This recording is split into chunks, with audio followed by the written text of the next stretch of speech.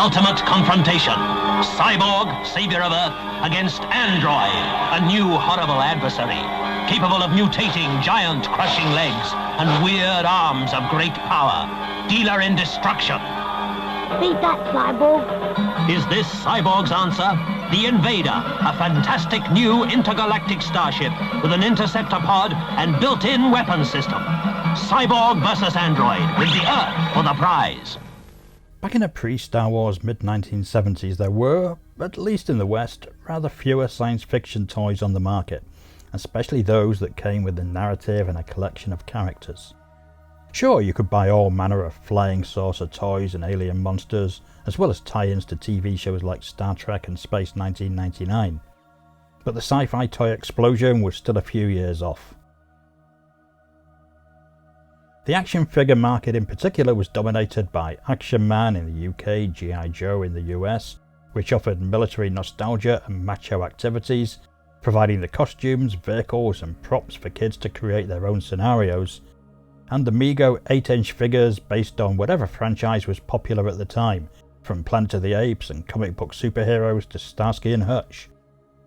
Alongside these were assorted knockoffs and curios ranging from the Little Big Man range of mini Action Men to the $6 Million Man figures and various substandard soldier dolls that you could find in the racks of bargain bin basement. You might think that the two main options, the 12-inch Action Man and the 8-inch Mego characters, were enough for anybody, and you'd generally be right. But there were a couple of other lines that were contenders for attention, at least in terms of having multiple characters, play-expanding accessories, and a general quality that arguably outdid some of the more popular characters. The Matchbox Fighting Furies, a series of pirate figures that are worthy of their own documentary sometime, came with automated moving arms, allowing you to have sword fights by pressing a button on the side of the figure. The Evel Knievel toys mixed action figures with wind-up motorcycles and other vehicles that would authentically crash just like the real thing, and again I'll explore these in depth in a later video. But in general, we were still quite a few years away from both the sci-fi boom of the late 1970s and the era when anything and everything would have an action figure tie-in. However, there was one science fiction range that was, if you were interested in such things, the most desirable of all early 70s action figures. The translucent duo of Cyborg and Muton. A pair of futuristic adversaries, these 8-inch dolls, technically they were 9 inches, but very much in the 8-inch world of Mego and others. They were the coolest looking action figures on the market and also a bit more expensive than rival dolls. They came with assorted optional accessories and outfits and were unlike anything else on the market. They looked strange and otherworldly, not just in a sci-fi sense, but as if they'd emerged from a completely different culture. As indeed they had. ここサイボーグ基地からキングワルダー一世とワルダー軍団について教えよう。変身するキングワルダーの武器怪人セットだ。悪の集団が攻撃する。サイボーグ1号が迎え撃つ。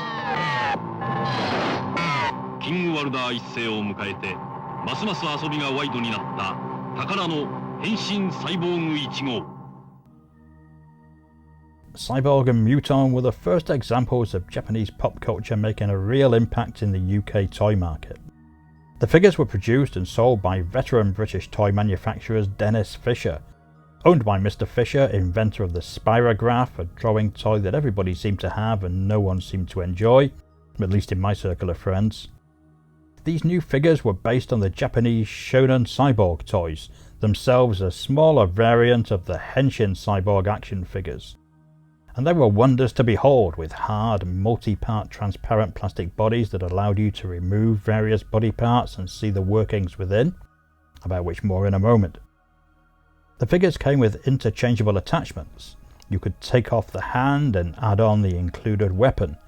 Cyborg had a pair of Cybonators, which were the Cybo Liquidator that fired water, and the Cybo Eliminator that fired a plastic bolt. You could also buy additional weapons, including a groovy hoverboard. There was also a pair of vehicles, both of which were too expensive for me unfortunately. The Interceptor was a flying vehicle, and the Cyborg Invader was a huge spaceship that fitted Cyborg and the Interceptor inside.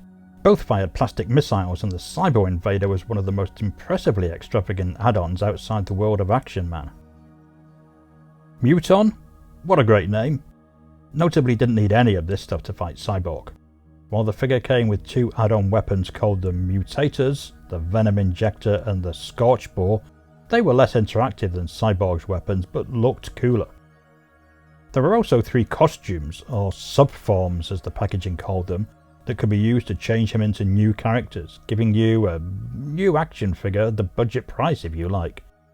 The Torg, the Amaluk and the X-Acron, actually based on a heroic Japanese character called Red Baron, were all pretty impressive characters in their own right, though none offered the translucent fun or iconic look of Muton himself. I had X-Acron, which was perhaps the dullest of the 3. I have no idea why I had that one, but toy shops back then often had sporadic supplies, so maybe it was the only one available when I was ready to buy, or maybe I planned to pick up the other subforms but never did. You could, of course, swap weapons and even body parts between figures if you wanted to, creating weird hybrid characters of your own. The boxes that the figures came in were works of art in themselves, with comic strip stories on the back explaining the origins of the characters and why they were mortal enemies. Essentially, intergalactic warlord Muton had attacked the Earth, Cyborg had been created by the last survivors to save humanity from the mutonic threat. I'm not sure kids needed a backstory to complement their games, but it was a nice touch and helps the characters hold up now. A few years later, and in a different country, this would probably have been the basis for a Marvel Comics spin-off, much as we saw with Transformers and the like. As mentioned earlier, both Cyborg and Muton were transparent, and you could pull off their rubbery heads to reveal what lay beneath. The clear Cyborg was, as you might expect, a robotic character with a mechanical brain and a quiff, but the purple Muton had a weird, worryingly organic brain beneath his head and gloopy-looking internal organs. He also had fangs, demonic eyes, and a funky haircut. Unsurprisingly, I had little interest in Cyborg as a child, but Muton was one of my most beloved toys. He had much more fun hanging out with Migos figures than he ever would have had bickering with Cyborg, who was relegated to the also-rans of my action figure collection like the Fonz. Then came Android. A 1977 addition to the line, Android was a much more robotic figure than the humanoid Cyborg, and came with missiles that would fire from his chest. Android 2 had optional extras, the Annihilators, including new powerful legs, arms, and alternative heads, which perhaps made up for the fact that his actual head wasn't transparent, and essentially turned Android into a kit figure that you could turn into something that barely resembled the original toy. Hailing from the planet of Vegenon, he was another enemy for the already busy Cyborg to deal with. He didn't seem to have any connection to Muton, but you can bet that many a child teamed them up to kick the living crap out of Cyborg and rule the universe. Or perhaps that was just me. In truth though, Android lacked character. He was perhaps a bit too robotic, and the accessories arguably robbed him of any identity. The Cyborg, Muton, Android series was pretty popular for a while, but even by the time Android had joined the team, the writing was on the wall, not just for this intrepid trio, but for all 8-inch action figures. The relentless march of Star Wars and the new, smaller action figures, designed cynically to help sell more spaceship merchandise that would have otherwise been prohibitively large and expensive if made for the bigger dolls, soon overtook all that had gone before. Cyborg and Muton found themselves facing competition from Migos Micronauts, launched in 1976, and themselves based on the Japanese Microman figures that were a spin-off from Henshin Cyborg, the same line that had inspired Cyborg and Muton in the first place. The timing for Micronauts was perfect, as the Star Wars toys not only issued in a new sci-fi toy boom, but were essentially the same size as Micronauts, making the toys ideal for interchangeable play. Micronauts were also transparent but came in multiple colours and varieties, as well as having assorted vehicles and spin-offs, including the Marvel comic that the British Cyborg and Muton failed to secure. There's nothing as fickle as kids or as throwaway as the toy market, and Android failed to give a lasting boost to the line. By the end of the decade, all three characters were gone, quickly forgotten as a new generation of kids that had never heard of them came along. The removable parts, breakable bodies and fragile packaging of these toys means that today, intact copies of any of these figures are highly collectible and sought after if in good condition. Of course, as one of those fickle children, I finally sacrificed my Muton to a fiery death. He did melt in an impressive way, so that's something. And my Cyborg and Android were doubtless swept up in one of those "I'm too old for this stuff now, let's get rid of it" purges. A sad loss that I continue to regret more frequently than I probably should. Did you own any or all of this collection? Who was your favourite figure? Let us know in the comments and tell me about any other obscure action figures of this time that you have fond memories of.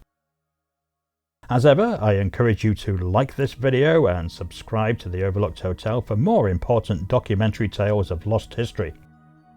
And support us on Patreon, where you can find uncut versions of our edgier videos as well as exclusive content, or tip us via Buy Me a Coffee or the super thanks on this very page.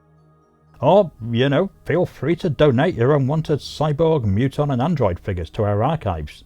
They'll be gratefully received. Thanks for watching, and I'll see you again soon.